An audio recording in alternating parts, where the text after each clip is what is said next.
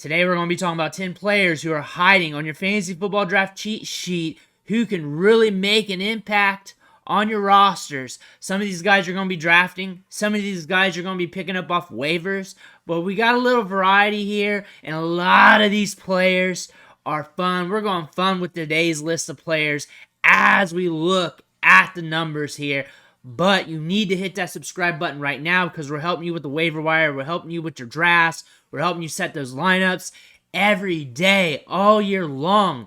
We're here for you. Hit that button. Stop missing out. You're going to need it here soon anyways. Once the waiver wire starts getting hot after an injury, start hitting the running backs, the wide receivers.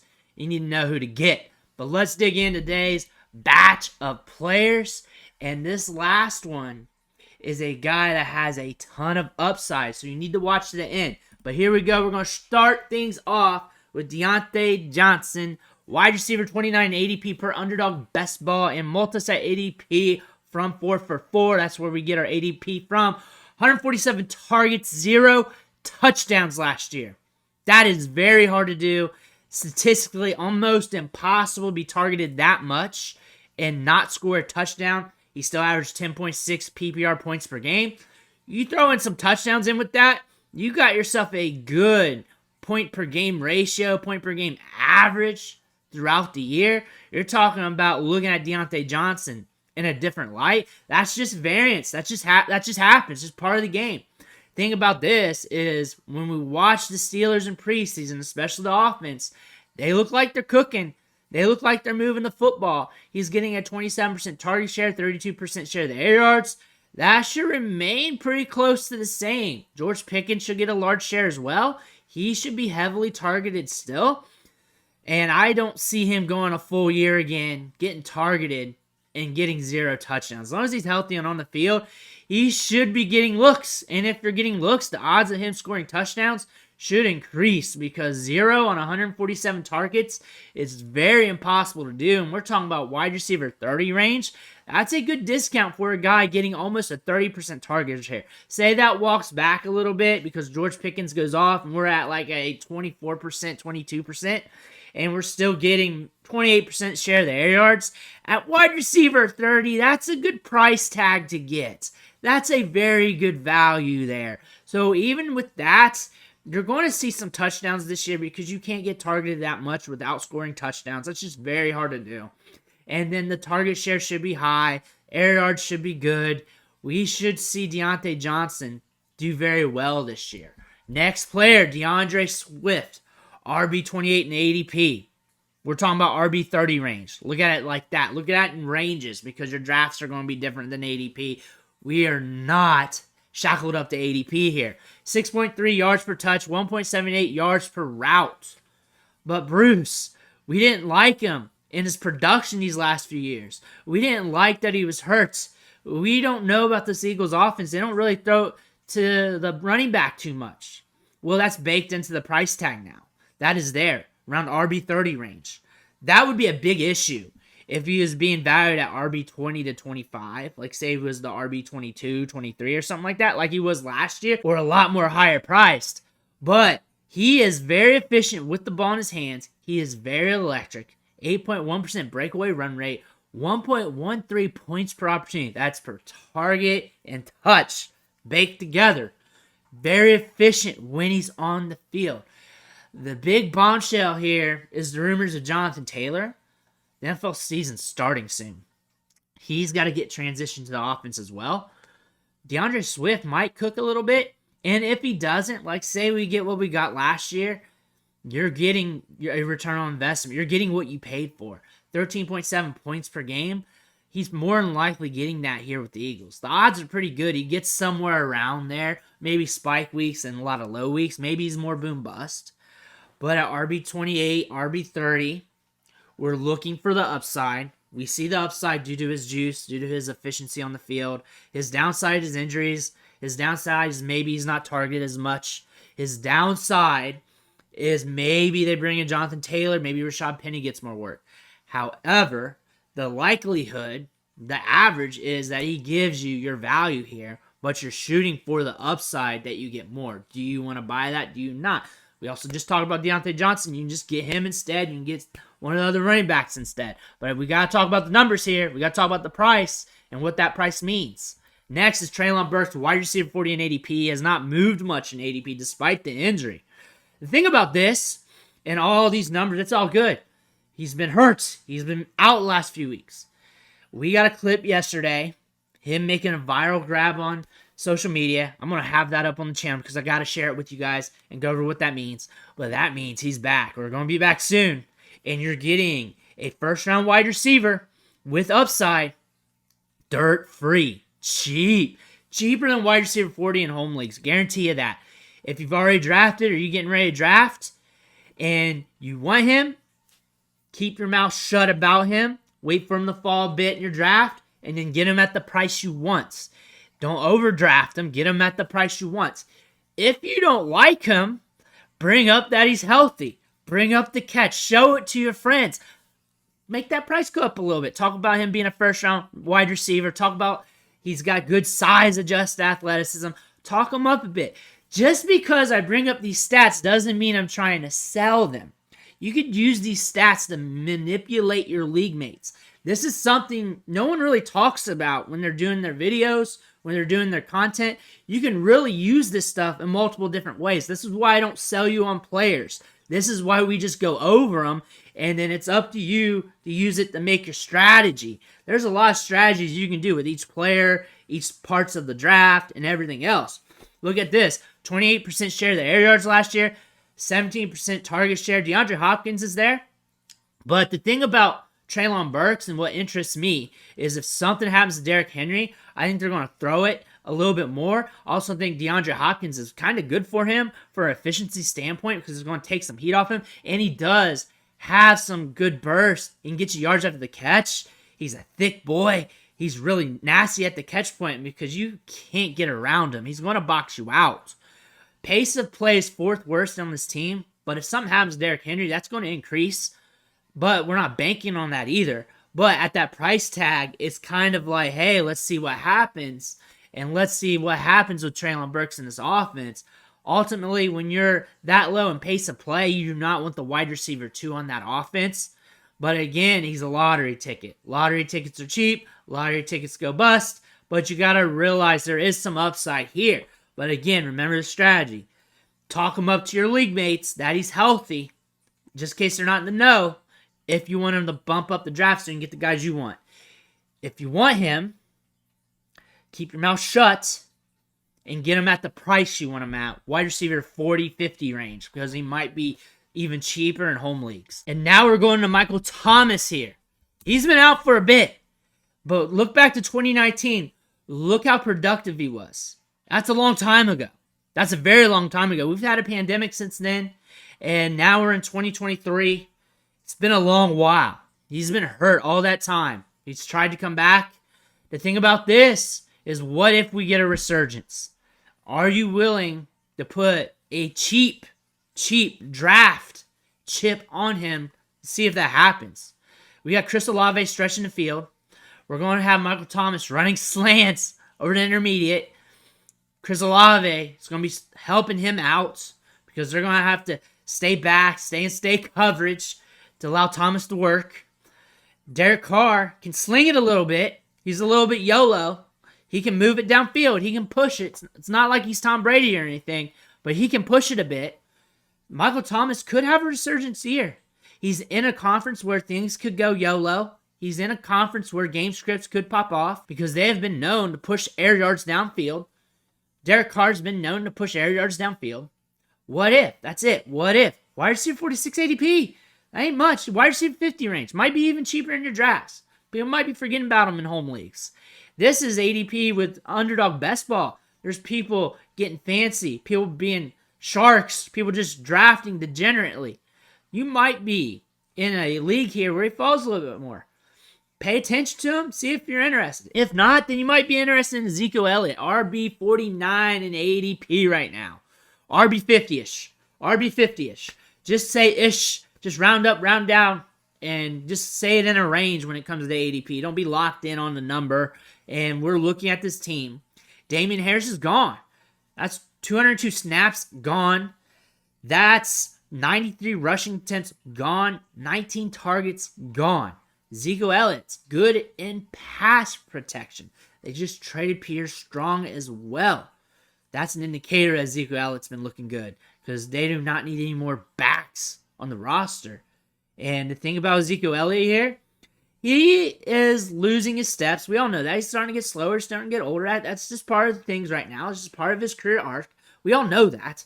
It's not a surprise. I'm not saying anything new. The thing about him, though, he's very dependable. Very smart when it comes to the game of football. It's going to be at the right place at the right time. Who likes that? Who likes that?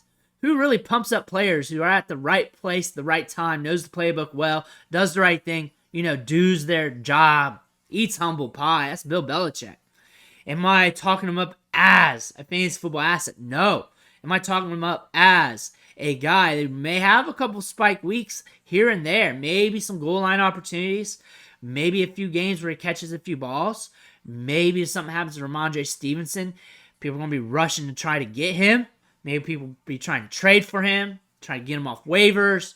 However, the year's unfolding at that time, we're going to have to monitor the snap counts. At RB50, you're taking a cheap gamble here, and he's a running back that could really spike on you. And we're at a part of the draft where a lot of these running backs that we like as young speculative assets are gone. They're off the board. That's where we're looking at Ezekiel Elliott at. You may be thinking this guy or this guy and this guy I like better. They're already off the board. They're gone. There might be a few other guys in this range. The thing about him, he's dependable. He's going to be on the field. He's going to get some opportunity, and we're going to have to see from there. And if it's not working out from a fantasy football standpoint, he's just better as a football player at this point, just move on. Go to waiver wire. It's not going to kill you. It's not going to hurt you. That's the thing about this part of the draft. It's not going to kill you. But you are going to need running backs. You are going to need depth at running back. You are going to need to plug and play at running back. This might be a guy to look at. Next is Marvin Muss, wide receiver 59 ADP. I expect that to jump, and I expect the ADPs to not really be calculated to spec here because of Jerry Jeudy being injured, him looking good in preseason. Marvin Muss has a fantastic college profile. He is very productive in college from a market share standpoint. Broke out at age 19. Last year had a 32.72% market share of the team's passing production. Really anything 30% or higher is technically elite, technically really good to have for your wide receivers. And you want a breakout age around 18, 19 for these guys. Round 2 draft capital. Good speed to get downfield. That was tested well in the 4.3s. Highlight package good. Tape checks out. Everything's checking out. He checks all the boxes here. Marvin Muss at wide receiver 59 could be a breakout candidate. And if not, while Jeudy is out, he's a guy that you can really just chase for upside because he's getting downfield targets. And if he reels in 1 or 2 of those in a game, that's a big performance. That last preseason game, he had that 1 catch for 50 yards. That 1 catch in PPR is 6 fantasy points. So he has 1 or 2 more of those, or 1 more or 2 of any other play there. You're talking about 10-point performance, 12-point performance there. Those deep passes, when they connect, they usually don't always connect, but when they do, and you want to look for the matchups here, the plus matchups, could be very impactful for you in fantasy, but very impactful in DFS because those players are cheaper, like a Marvin Muss. You can put them in your lineup and build the rest of your lineup out, and if he connects on one of those deep balls, you got a guy here getting you some production, and the rest of your lineup's hitting because you drafted top-tier guys. Next, Justin Ross, wide receiver 79 here. One of my favorite wide receivers in all of football because he's an underdog story. A huge one here. Prolific wide receiver out of Clemson. One of the best wide receivers in college football. And he got hurt. Then he came back and Clemson was doing horrible, but still had an over a 20% market share of team's passing production. Fell in the draft. Ross went to the Chiefs as a UDFA. Was doing good in camp and stuff, then got hurt. Came back this year, killing it in camp. Then he's killing it in the preseason games. Thing about this is all the other young wide receivers are killing it too and looking good. Ross has ball skills. He has tremendous upside and is a player that's glowing on the waiver wire. He's probably drafted in some leagues, but will be glowing on the waiver wire too. And you want this Chiefs offense. You need to pay attention to him Because if he reverts back to what he was in college, there are some indicators that might be happening. You need to pay attention to that. Because if he does, you're talking about a guy who could be one of the best wide receivers in the league. And that's not a joke, because people were projecting him to do so while he was like a sophomore in college, while he was younger in college before the injury. They're expecting that. Then he took this wrong turn with the injury, and now he had to build himself back up. This is an underdog story that you got to root for. You got to root for a comeback story. Justin Ross is delivering that right now. It's going to be fun to watch, see what he does. Wide receiver 79 ADP, he's free. Jaden Reed, wide receiver 71. So we're going back up to him. We talking about him a lot, but he's cheap. He's a very good wide receiver. Got drafted in the second round to the Packers. Packers told us he's talented. Drafted him in the top 50. But one thing you want to look at is the vacated targets. There's 239 of them. They got to go somewhere. I expect the pace of the offense to slow down a little bit due to the transition between Rodgers and Love. That makes sense. But he's also a very good wide receiver prospect. Broke out with 2 different collegiate programs, Western Michigan and Michigan State. Broke out at age 18, then broke out again when he got to Michigan State. And they're very productive from a market share standpoint. The highlight package checks out. The tape checks out. Has ball skills. Looked good at the Senior Bowl, in the practices, in the 1v1s. And this is a guy that's been doing good in minicamp, training camp, rookie minicamp, preseason games. What if he becomes one of the top targets? He's going to be in the slot a lot. What if he gets opportunity because of that? I look for this offense to be slower, but that doesn't mean he can't break out either. So he's a guy you need to monitor. He's getting drafted in your league. One of the last picks, one of the last wide receivers come off the board, and one of the last rounds, depending on how deep your league is. If he's on waivers, keep an eye on him. Or just pick him up, because he's a good player, and you don't want to miss out on that breakout, because there are some indicators in his profile that could happen. Next is Juwan Johnson, tight end 17 in ADP. Derek Carr, upside for days. He likes the target tight end, and Juwan Johnson can get downfield, 9.4 ADOT. That's what we like. That's what we like when we're targeting pass catchers that are very volatile. We're also looking at him as a tight end 2 price tag here, which means if he's really not delivering, you can just play the matchups from there, because you're catching him very late in the draft. You can stream tight end from there, but you're also catching him at upside. His prices went up, which telling you that the market's into him as well. He was in the 20 range a few weeks ago. Now he's at tight end 17. The market is saying the same thing when it comes to Juwan Johnson. They're getting on to him. The thing about that is that's saying that people like him too. So that means that everyone else is in the bet as well. If you want to, go ahead. And this depends whether you want to go early tight end or wait really late and draft a tight end with upside and just play the waiver wire and stream. That's what you want to do. What do you want to do and how you want to play it? If you want to pay up for a tight end, just be stable, get a guy you like, or wait. That's how you're going to have to play it at the tight end spot. You can get a middle guy if you want. However you want to strategize, it's all going to be baked in there. But if you want a late round tight end, Juwan Johnson could be a guy you want to look at. And our last guy, the upside guy, Zamir White. I look for him to fall a little bit in drafts because of Josh Jacobs. The potential holdout's over. It's over. He's back. That makes White maybe potentially a little cheaper. But running backs get hurt, and we look for handcuffs. And when we look at handcuffs, we want guys with talent, we want guys with upside, and we want guys that could go boom. We're going into the second year of his career. This guy's have a 96 percentile speed score. Something happens to Josh Jacobs, which didn't happen last year. He does have an injury history, which all running backs, just face it, they're prone to injury because they're pretty much running into a wall of 300-pound dudes every day. In practice, in games, in training camp. And the risk is very high. That's why the fragility rate's so high, and we got to value the backups. You're catching him for free. He's going to be one of your last picks. If you want him, he might even be on waivers. There's other guys on the roster, but we're looking at an upside, and if it doesn't work, you just move on to the next back. So Zamir White has upside for days. They call him Zeus. He was a 5-star prospect coming out of high school, had an injury, slowed him down at Georgia. And he still performed at Georgia. He was sharing the backfield with many other talented running backs. But when he's on the field, he looks good, more than good enough to get the job done. We're not saying he's going to be the next Adrian Peterson. We're saying that he can be a good spot fill-in throughout the year. If something happens to Josh Jacobs, if something happens, that's it. If something happens, he's going to be cheaper than RB55 here because the signing of Josh Jacobs is new. It's fresh. It's going to drop his price a little bit, and that's going to allow you to catch him at a discount.